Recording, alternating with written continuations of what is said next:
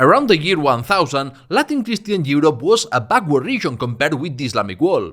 The Middle East and Al-Andalus were economic and cultural powerhouses with strong states and massive cities, while cities in Catholic Europe rarely exceeded 10,000 inhabitants. Yet by the end of the Middle Ages, Al-Andalus had fallen, Europe led in science and technology, and its economies, cities and borders were expanding while the Islamic world stagnated.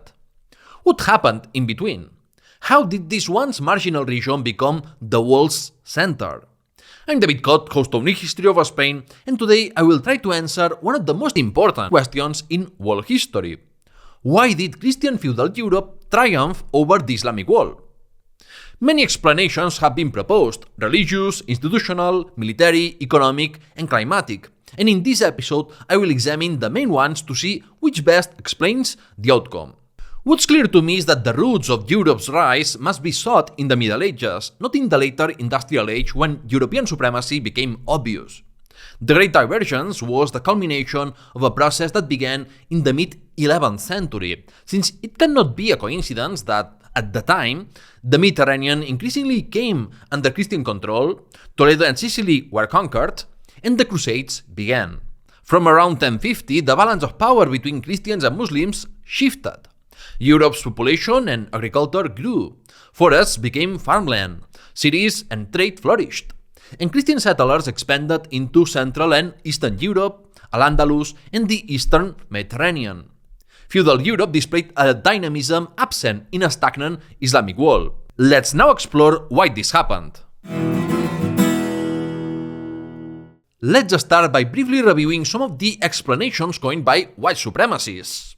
One of these claims is that Europeans are racially superior, that they are naturally more intelligent and hardworking. Or, without mentioning race explicitly, that Western civilization is inherently superior. This idea falls apart when we remember that, for centuries, the Islamic world was superior in virtually every field. Others argue that Christianity promotes reason, whereas Islam is dogmatic and hostile to progress and freedom. Yet philosophy and science thrived in medieval Islam.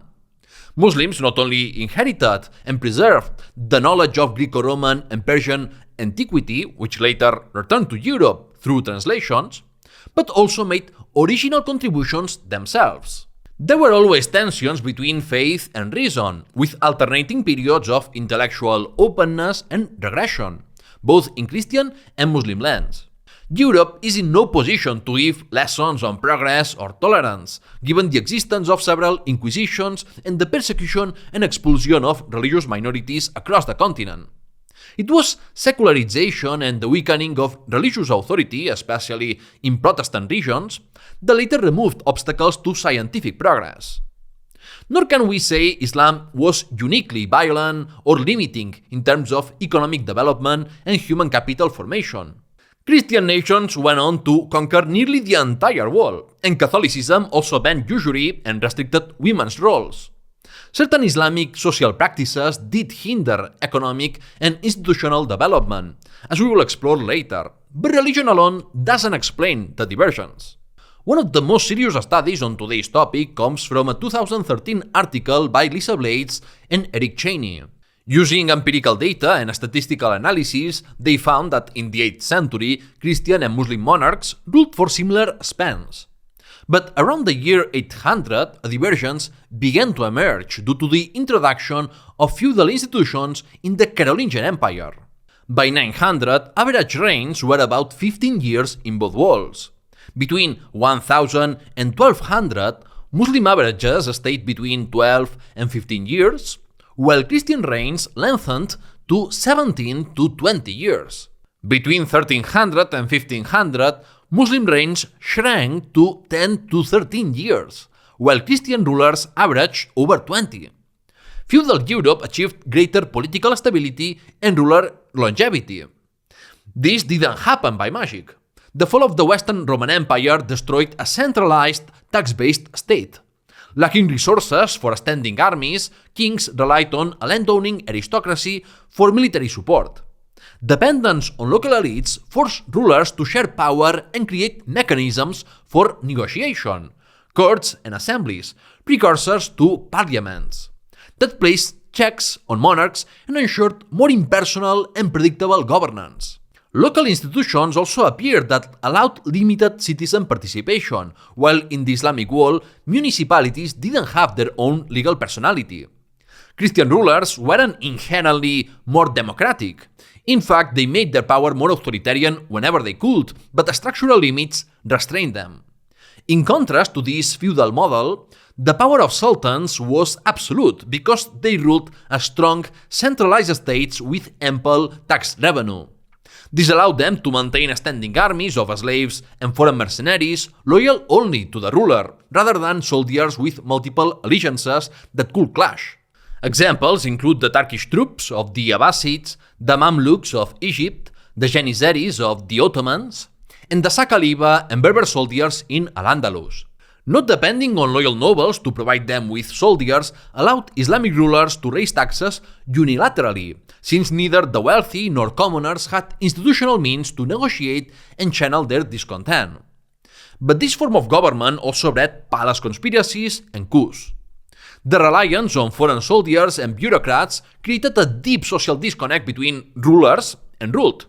Locals were politically passive and often resented their governments, offering little resistance to foreign invasions or regime changes. Power was highly concentrated and therefore fragile. Feudal Europe's decentralized structure with its multiple power centers made conspiracies to depose kings less likely, since power wasn't an all-or-nothing game, as in the Islamic world. Vassal magnates had their own armies and therefore their own power bases, which acted as a deterrent to royal abuses. The geographic dispersion of power also made coordinating noble rebellions difficult in a world of slow communication and costly travel. To test their hypotheses, Blades and Cheney ran statistical analyses controlling for geography, state size, and life expectancy. The Iberian Peninsula, divided between Christian and Muslim polities, showed the same diversions. Differences weren't due to rulers' health or realm size, and similar reign lengths among Orthodox and Muslim rulers further indicated that religion wasn't the cause. In Eastern Europe, Catholic rulers' reigns lengthened only after feudal institutions spread. Thus, feudalism, not faith, best explains Catholic Europe's greater political stability. Leaving aside the feudal explanation, many historians have examined Europe's victory through more specific military factors. Josep Sunyer doctoral dissertation on why Al-Andalus gradually lost territory rejects simplistic claims that Andalusis lacked courage or interest in war. After close examination, he also ruled out explanations based on battlefield tactics, troop composition, or a decline in volunteers. In fact, even as late as the 14th century, some Christian writers still regarded Muslims as superior in organization, tactics, and strategy. Nor can the decline of the Islamic world be blamed on the Mongols, since it had begun centuries earlier and extended from Iberia to Central Asia. Sunyer's main conclusion is that Muslim rulers simply spent less on their armies than Christian kings and nobles did. Not because of lower tax revenues, for Andalusi subjects faced heavier taxation at least until the 11th century. During the early Middle Ages, Muslim spending was lower only in relative terms, but from the 11th century onward, it was lower in absolute terms too. Typically, Muslim states devoted about one-third of revenue to construction projects, one-third to court opulence and accumulating wealth for the treasury, and one-third to the army and navy. Military expenditure ranged from 25 to 33% of income, while Christian rulers in Iberia often spent over 50%, sometimes more than 80% of the revenues on war. You might ask, why didn't they increase spending once they started losing?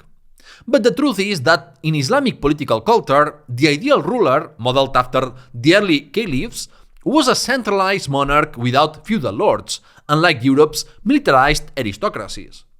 Expenditures that might seem superfluous to us, such as building palaces, maintaining large harems, or employing the best poets and scholars, were considered absolutely essential by sultans. Displays of luxury were necessary for the sultan to demonstrate that he was the wealthiest and most powerful man in his domain, and to compete with other Muslim rulers. This competition in magnificence intensified during the 11th century period of the taifas, or petty kingdoms, when rulers lacking a strong legitimacy sought prestige through wealth and culture rather than military achievements. Andalusis knew that northern Christians invested far more in war. The jurist Abu Bakr al-Turtusi observed that Christian rulers spent almost all their revenues on armies, while Taifa kings hoarded wealth. In his words, better to have men than riches. Still, Muslim rulers were aware of the downsides of the feudal model and were unwilling to share power with military elites, as feudal kings had to. Besides spending, Christian weaponry gradually gave them the upper hand. In early centuries, arms were similar on both sides, but later Christian knights focused on heavy cavalry, which proved decisive against Muslim light horsemen. From the late 11th century, Muslim warriors wore less armor than their Christian enemies, making them more vulnerable, more likely to break formation, and less able to withstand a charge. Medieval writers like Ramon Llull and Juan Manuel saw this as a key weakness. Only 10 to 20% of Muslim fighters wore mail and helmets, compared with over 20% among Christians. We know that the Andalusis were aware that Christians were better armed, so why didn't they adopt heavier armor? Once again, it comes down to how much they were willing to spend on the military. Outfitting a fully armored knight was enormously costly, at a time when peasant tools contained almost no iron, and Muslim rulers preferred to spend elsewhere. Before moving on to the next explanation, don't forget to subscribe and hit the notification bell. And if you really like my show, you can support my work on Patreon. Other scholars have linked the shift in power to climate, noting that it coincided with the medieval warm period, which lasted roughly from 800 to 1300 to increase solar activity. Paleo-environmental studies confirm that Iberia experienced a drier climate with warm temperatures and mild winters during these centuries. Since Christians and Muslims faced the same Iberian climate, it's hard to argue that climate was a factor that facilitated the Christian expansion. Yet, on a broader scale, a warmer climate tended to favor Europe more than the Islamic world. Europe's soils were more fertile, water more abundant, and vast areas in Central and Eastern Europe were still available for expansion. By contrast, drying in already arid regions such as the Middle East and the Maghreb could be disastrous, and these difficulties may have indirectly affected Al-Andalus. In Armenia, Iran, and Fatimid Egypt, agriculture and population declined due to rainfall levels far below average. In Central Asia, droughts between 950 and 1030 may have provoked nomadic invasions. The 12th century brought some relief, but harsher conditions returned in the 13th, worse than those in Western and Central Europe. Archaeologist Roniel and Blam argued that cold waves, severe droughts, famines, and plagues struck the Middle East during the 10th and 11th centuries, triggering economic and demographic decline. He even linked disparate events such as the Abbasid and Fatimid declines or the Great Schism of 1054 to this chain of climatic disasters. However, his study is problematic because, ironically, it makes little reference to paleo-environmental research, despite focusing on climate.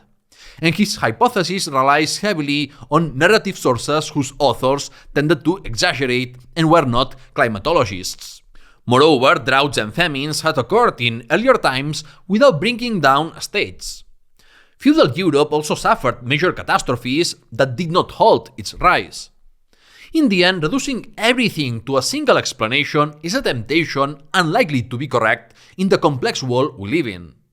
In any case, more research is needed in Muslim countries to more accurately reconstruct their medieval climatic evolution. It's still too early to assess to what extent climate may have disadvantaged the Middle East and the Maghreb compared to Europe. Then there are legal explanations. According to the Quran, inheritances were divided among family members, including wives and daughters, who received half the share of males. This contrasted with Europe's pretty widespread practice of passing the entire estate to the eldest son. Though the Islamic system was much fairer, economist Timur Kuran argues that it fragmented family wealth and caused successful businesses to shut down or become stagnant. Why did that affect businesses? Well, the issue is that medieval and early modern Islamic law recognized only natural persons, not legal entities. Sharia is not a fixed code, but a body of evolving legal interpretations, yet it never developed constructs like the corporation. Among other reasons, Islam's emphasis on the unity of the Muslim community discouraged the creation of autonomous organizations. Businesses were therefore mere partnerships between individuals, usually dissolved when a partner died.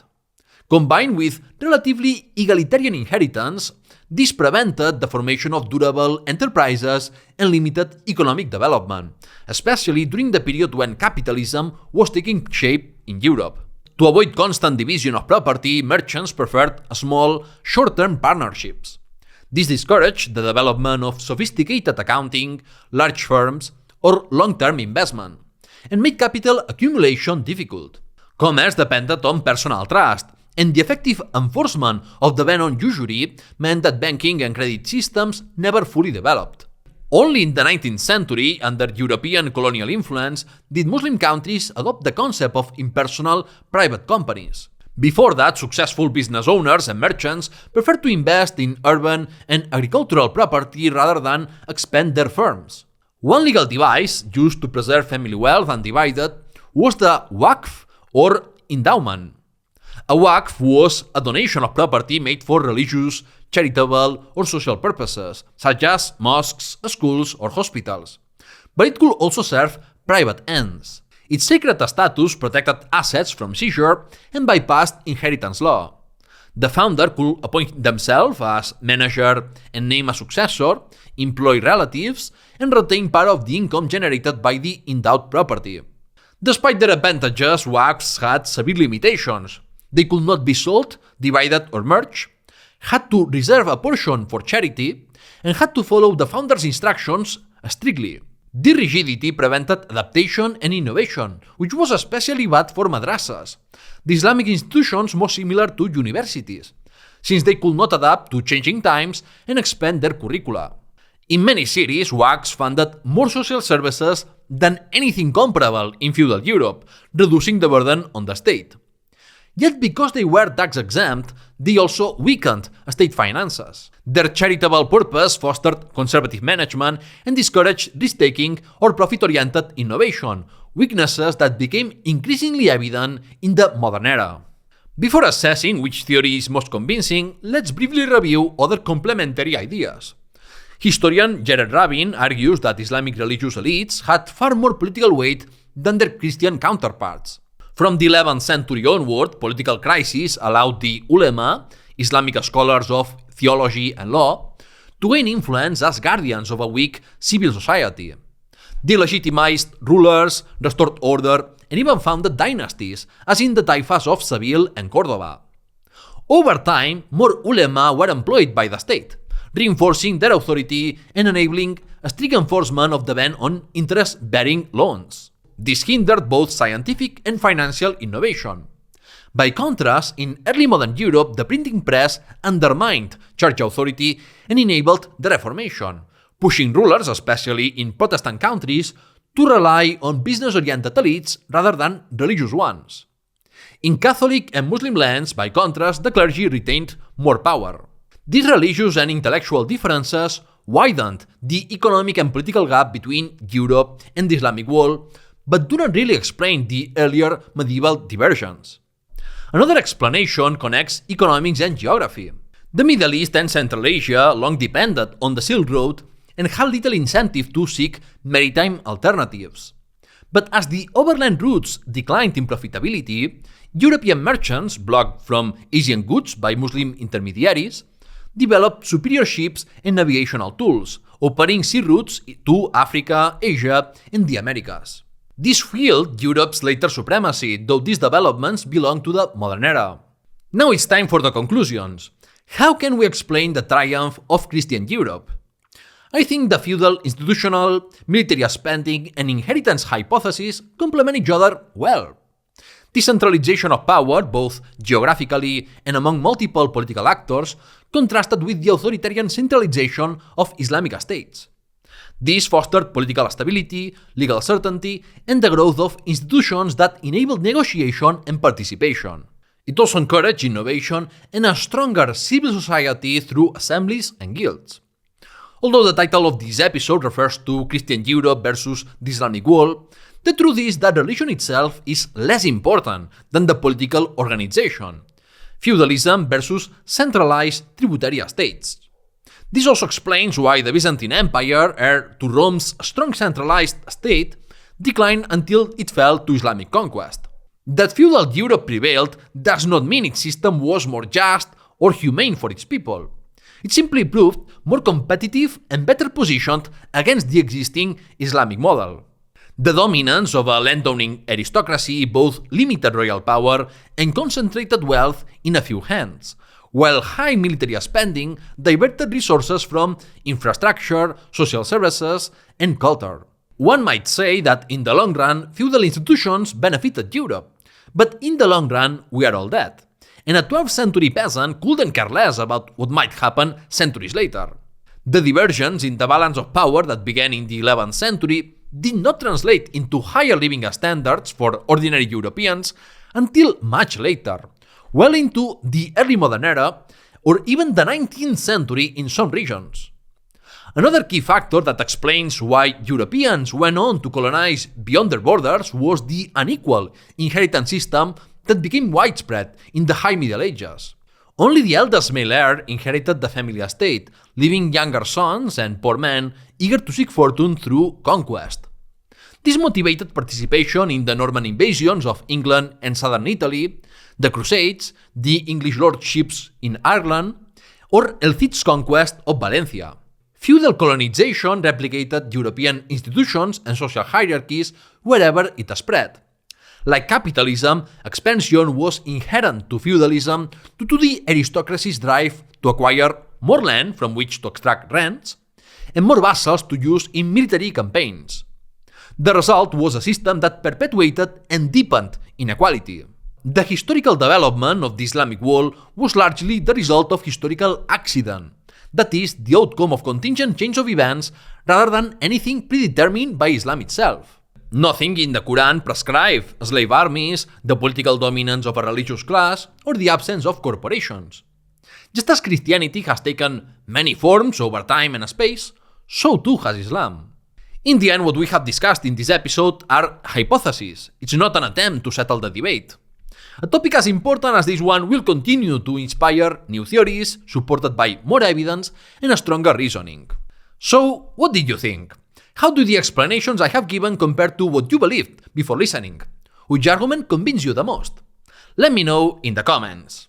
If you are new here, subscribe to New History of Spain on podcast directories or YouTube and explore the videos I have already published. You are sure to find something interesting. Researching for these episodes takes many hours, so if you find them valuable, consider becoming a Patreon at patreon.com/newhistoryspain in exchange for exclusive benefits, or make a one-time donation. Thanks for watching and see you soon!